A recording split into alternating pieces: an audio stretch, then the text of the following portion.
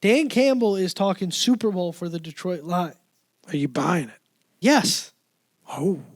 Yes, I'm buying it. They, by all intents and purposes, Ben Johnson. they should have made it to the Super Bowl last year. They were right there.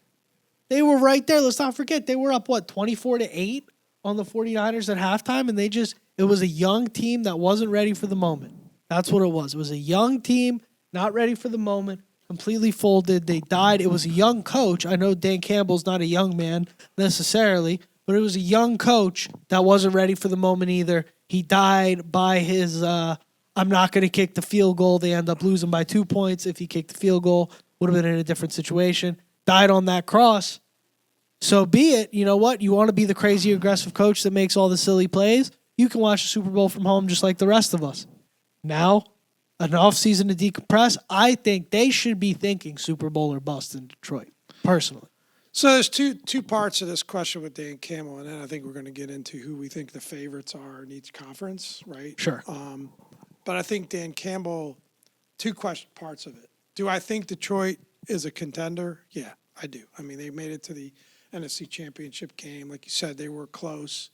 The way they played the 49ers, they got a really good offensive squad. I do like Jared Goff a lot running that team. They got talented weapons on offense for sure. They've got a good, solid defense. So I think they're definitely a contending team. I think they would fall in that top 2 or 3 in the NFC East when we start talking about that. Or in the NFC, sorry, not the NFC East. Yep. But the question is it right for Dan Campbell to put it out there that he thinks that it's kind of, he said he stopped short of saying Super Bowl or bust, but he pretty much put it out there that the measuring stick of success for that team this year is Super Bowl. Is that the right thing for a coach to do? Absolutely. What are we doing this for? Fair. What are we doing this for? If I walk in, I'm a music producer and a recording engineer. If I walk into the studio with the artist and I say, hey, let's just make a decent song today. Let's just make something we don't hate. Right. I'm never getting called again. No, you walk into the studio and you say, we're making your hit today.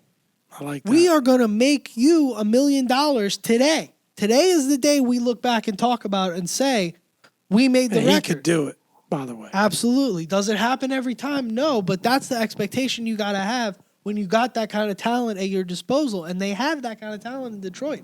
They should be, if he was to walk up there and say, I'd be happy if we just won the division and then, maybe we lost in the second round of the playoffs, or maybe we get a bye and we lose, something like that. He should be fired on the spot, and every single one of his players should request a trade. You got to go into an NFL football season. Playing football is a little bit of a crazy thing to do. You got to be a little crazy to succeed in that world. You got to go into that football season a little crazy. You got to go into that football season going, let's go win the Super Bowl. If you don't go into the season believing you can win a Super Bowl with a team like Detroit, you got something wrong with you. It's the anti Joe Gibbs, Bill Belichick, two of the greats out there approach, right? They were always kind of talking about, I think behind closed doors they were talking Super Bowl to their teams. But I think in front of the press, they were kind of like, we're the worst team in football kind of thing. We got so much to work on. It was really our opponents are so great. So it's interesting, but I kind of like it too. But who would you put up there in the NFC with Detroit as your top 2, top 3 teams? Are we running it back with San Francisco? Who else is in the mix there with those 2 teams? If you were going to pick a little bit of a dark horse that you think it could be a surprise in the NFC this year? I like Detroit. I like San Francisco. I like Philly. That's probably my top 3.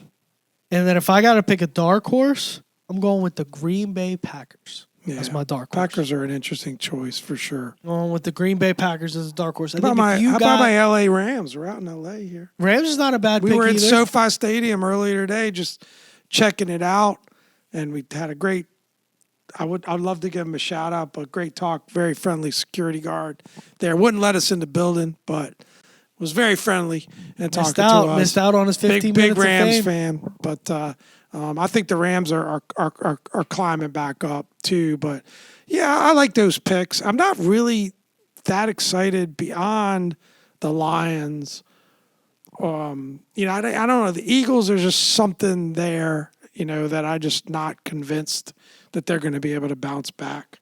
I think Sirianni lost that team a little bit last year, and I'm not sure he's going to be able to get him back.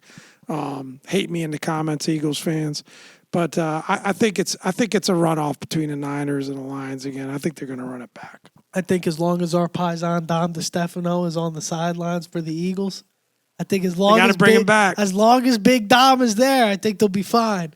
How about in the AFC real quick? Can we stop ignoring that the Eagles added Saquon Barkley? Can we stop ignoring that? That's going to matter. That's really important. That's an all-pro football player. Come on. When Saquon's healthy, Saquon is unstoppable. As long as he stays healthy, they're going to be serious trouble. Well, speaking of teams, look at this segue. Speaking of teams that added all-star running backs to the mix, what about your Baltimore Ravens in the AFC? Are they a contender for the big spot there? The team that you don't want to go see. We're trying to convince Dominic to go to Ravens Stadium, to go to the M&T Bank. Let's go see the Commanders match up against the Ravens, a classic measuring stick game. I think it's in week 4-ish of next season. Dominic doesn't want to do it because he's worried about that game. But what do you think of the Ravens? Are they a contender in the AFC next year? They finally break through. Absolutely. They got to be. Lamar break through. They got to be. They got to be I'd say they're definitely a contender. I think obviously at this point, Kansas City Chiefs, until proven otherwise, are the best team in football. Yeah, and don't count them out. You can't expect anything else. I expect they go to the Super Bowl again next year. I expect they win the Super Bowl. You can't expect anything else out of that team at this point. Somebody could get them. I think the Ravens have all the talent. I have a lot of questions about losing Michael McDonald. I'm going to have to see. But they've been through so many. I hear that so much. I'm going to have to see. So many D coordinators that have been really good. Don't you think they can reload? Their defense was a big question mark before they added McDonald. I don't know. I think they have more talent. I don't know. Than people expect. And they lost Anthony Weaver as well, their assistant head coach and defensive line coach. There's a lot of turnover right now in Baltimore. So I'm interested to see what happens there. That's why, for me, I'm not picking them to be the Super Bowl champion. That's the big thing that's slowing me down on that. I'm not saying they can't do it. I'm saying I got to see it before I'm willing to get there. And I might be on here 3 weeks in. I might be on here 3 weeks into the podcast saying, yeah, they're fine. I was overreacting. It's all good. What do you think of not necessarily as a top contender, but just an interesting comment? So we know we got the Chiefs, we got the Ravens. But what do you think about the Jets? Did the Jets bounce back this year? Aaron Rodgers, 40 years old, got a lot to prove. Wouldn't put him up there at the top for sure, but do you think they can make a playoff run? It's just too many question marks on the Jets for me right now to put them. I think, sure. I mean, at the end of the day, if it's a playoff game and you've got Aaron Rodgers on your team, you think he's still got you left feel pretty in the tank, good, right? Is he the Aaron Rodgers or even 90% of the Aaron Rodgers we know? Have to see. I think so. I think he definitely I think he has whatever is left in the tank because, yes, he tore his Achilles, but that's a whole season of hits that he didn't take. He had some interesting quotes this week about having to prove himself and understanding where he is in his career and knowing that, hey, if we don't have a successful season, that's probably it. So I think he's definitely got the right mentality to bring it this year. But I don't know. You're right. It's a big question mark. Yeah, it's a big wait and see. I got the Ravens, I got the Chiefs, and I got the Bengals. Bengals won 9 games without Joe Burrow last year. If Joe Burrow's healthy. Can he stay healthy? Now, here's the big question mark. That wrist injury that Joe Burrow has is scary. That's a really scary wrist injury. Look more into it. There has literally never been an NFL quarterback to have that injury. It's only been baseball pitchers from what I understand, and those pitchers never come back the same. So that's scary, honestly. Yeah. But if Burrow can come back healthy, which I'm going to put my money on he does, he's a young man, he's a hard worker, and I'm just a Burrow fan in general. I really love Joe Burrow. If he comes back healthy, I might put the Bengals even above the Ravens in terms of contention for next year. That hurts our insider for sure. I mean, that's a hell of a division. That's got to be the best division in football, without a doubt. But you still got because you got the Browns too. You could argue talent wise with that defense. is a pretty good team. I know we've got question marks at quarterback, but that team played really well last season. Yeah, the Steelers are the Steelers, right? Yeah, it's just my issue with Cleveland. What I'm afraid of is that is Chubb. Can he come back and be what he was? Because when he's gone, and you don't have Watson firing at full cylinders, that offense is pretty anemic. And you got the Bills and the Texans in the AFC too. Yeah, Texans are a team to look out for. I think I would have my money on the Texans taking a step forward and making a playoff run ahead of the Jets, for sure. I like that bet a lot. I'd say the Texans will be my dark horse, and my top three is going to be the Chiefs, of course, big gap, and then Ravens-Bengals next to that. So, I like it. How do you think our boys do in the NFC East? How do you think they stack up? I don't want to make predictions in terms of where things go, but I think the NFC East is an interesting situation, right? Yeah. I do think there are question marks with each of the teams. And if you look at the Commanders, they've got nowhere really to go but up, right? So I think people understand this is kind of a rebuild year. They're not very high expectations. There's just a little bit of a wait-and-see attitude there. There's not a ton of pressure on this team. And I do think this team could surprise some people this season. I really do. But you look at the Giants, you look at the Cowboys, and you look at the Eagles. In my mind, I know you think you disagree with me on the Eagles, and I do think they are still the strongest team. But there's question marks about whether these teams have really improved themselves this offseason.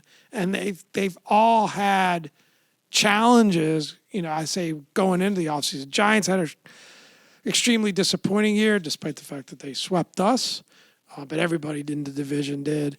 Eagles kind of really swooned at the end. I think there's question marks with coaching. I think there's question marks at quarterback, quite honestly.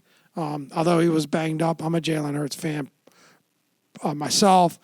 You got Dak Prescott on the last year of his contract. There doesn't seem to be a whole lot of confidence being given there. And the Cowboys had one of the quietest off seasons of any team in the NFL. And they lost their defensive mastermind. And they lost their defensive mastermind, Dan Quinn. They lost their starting center. They lost a couple key players. They lost the defensive linemen to us. So what's your general vibe about the NFC East? I think and our chances there. I tip my hand a little bit with how I jumped in on the Cowboys, but I think if there is going to be a team to fall apart, in my opinion, it is going to be the Cowboys. And you look at, they lost Tony Pollard last year. He couldn't quite get it together. Pollard's in Tennessee now. They lost Ezekiel Elliott to the Patriots. Obviously, Zeke's not what he used to be. There's a massive absence of a running game in Dallas there right Well, they now. got Zeke back now. You know that.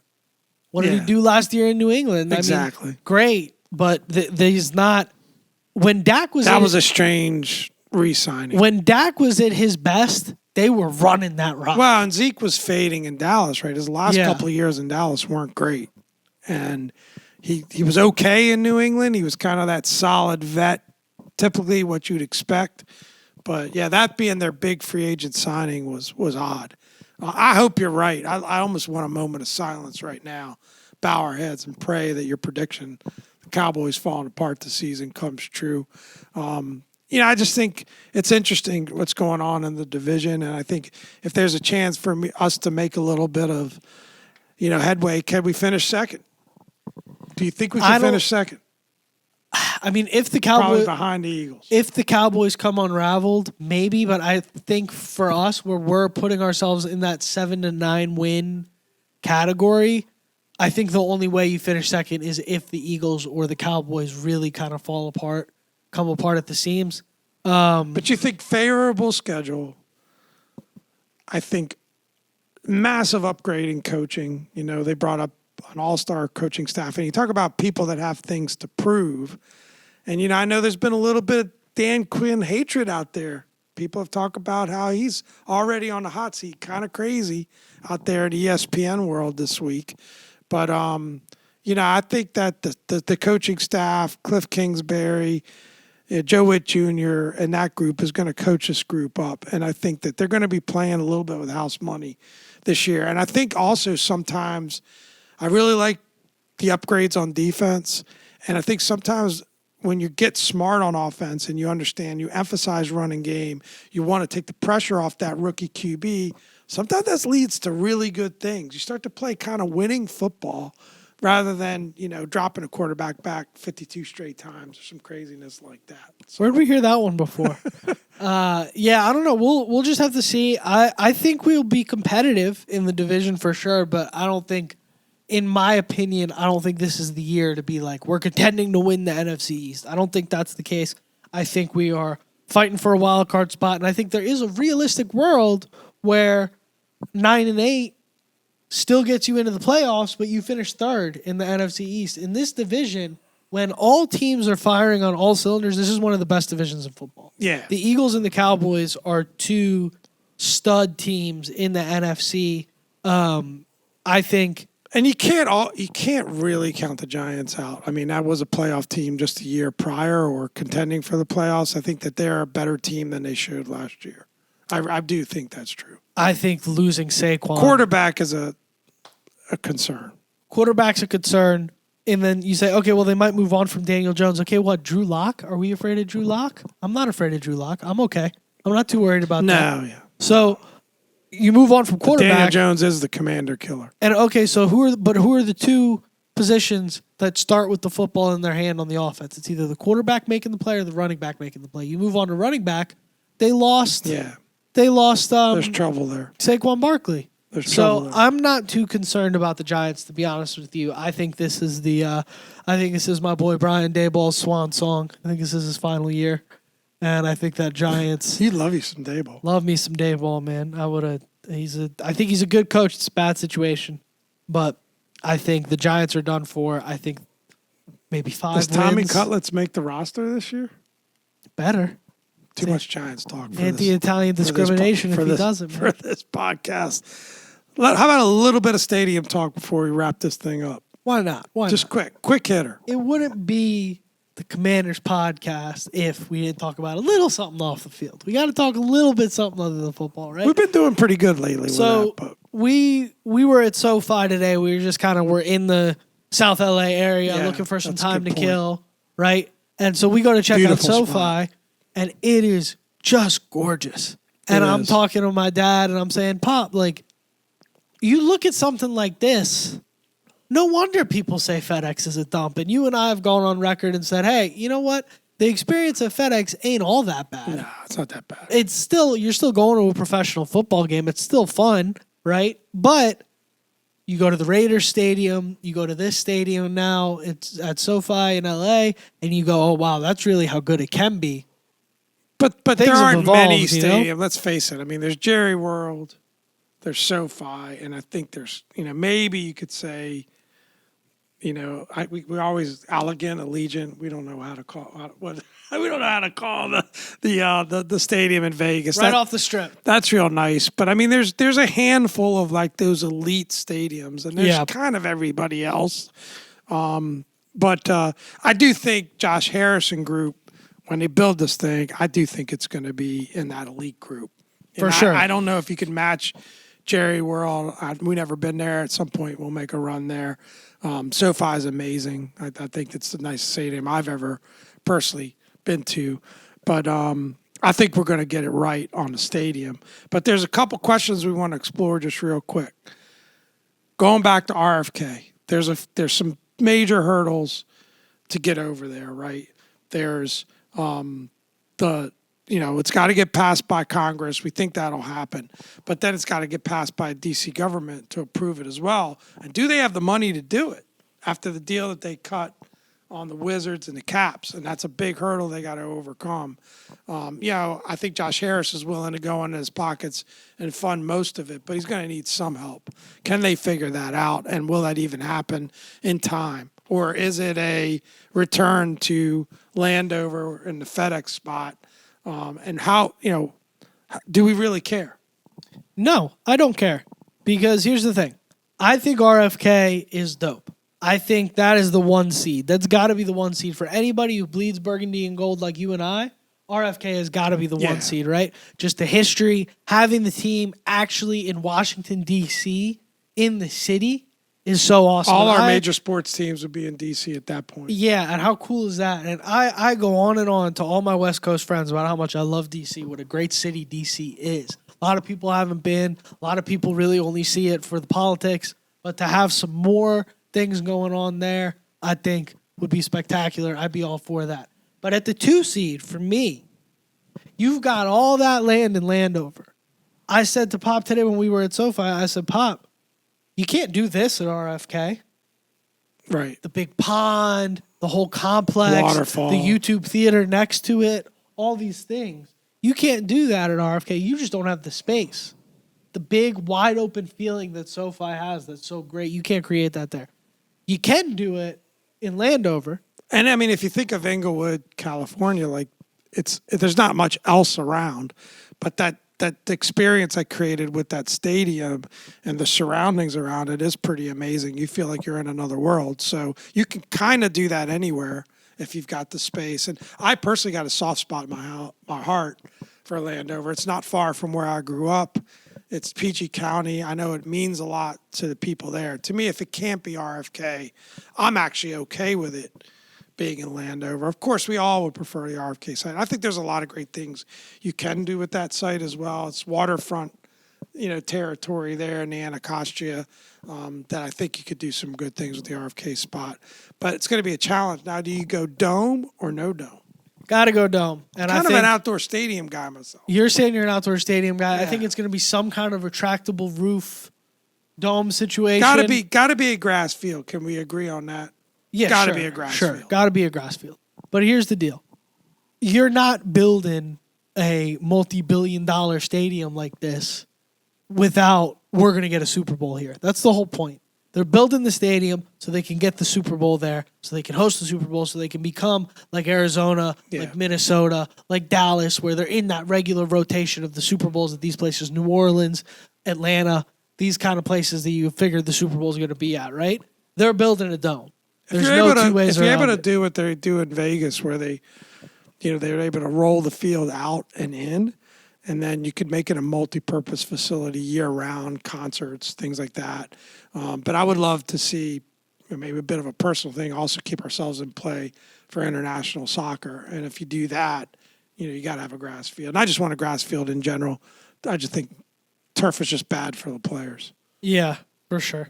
For sure. I don't know. I'm not a sports scientist. I don't know too much about it. But anyways, Pop, before we get into the agriculture breakdown, what do you say we wrap this thing up? I think we should wrap it up. Guys, if you've been with us this long, you're clearly enjoying it. Subscribe to the channel. And don't just subscribe for free.